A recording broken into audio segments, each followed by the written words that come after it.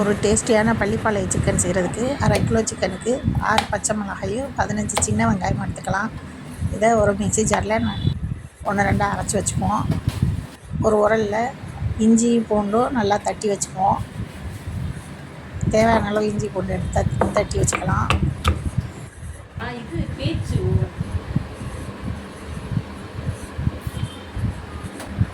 அப்புறமா ஒரு கடாயில் நல்லா ஒரு தாராளமாக கொஞ்சம் நல்லெண்ணெய் விட்டு ஜீரகம் தாளிச்சிக்கலாம்.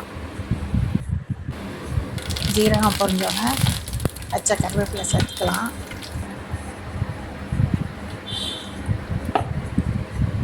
இதோடு நம்ம அரைச்சி வச்ச வெங்காயம் பச்சை மிளகா பேஸ்ட்டு சேர்த்துக்குவோம். நல்லா வதங்கட்டும்.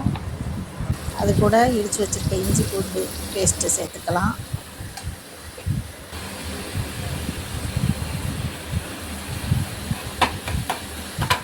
இதுக்கு தேவையான சால்ட்டு சேர்த்துக்குவோம்.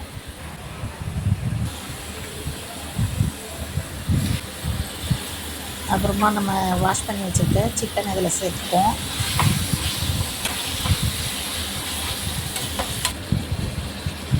நல்லா வதக்கிக்கலாம். ஒரு ஸ்பூன் மஞ்சள் தூள் இதோடு சேர்த்துக்கலாம். சேர்த்துட்டு நல்லா வதக்கி விட்டுக்கலாம். இதோட கொஞ்சம் தேங்காய் சில்லி பீசஸ் எடுத்து ரெடி பண்ணி வச்சுக்கலாம். அதை இந்த சிக்கனோட சேர்த்துக்கலாம். சேர்த்துட்டு சிக்கன் வேகிற அளவுக்கு, சிக்கன் மூழ்கிற அளவுக்கு தண்ணி விட்டுக்கிட்டு மூடி வச்சுக்கலாம். மூடி வச்சுக்கலாம். தண்ணியெலாம் வற்றின பிறகு நல்லா கிளறி விட்டு இறக்குனா சூப்பரான பள்ளிப்பாளையம் சிக்கன் ரெடி. நீங்களும் செஞ்சு பார்த்துட்டு டேஸ்ட் எப்படி இருக்குன்னு சொல்லுங்கள்.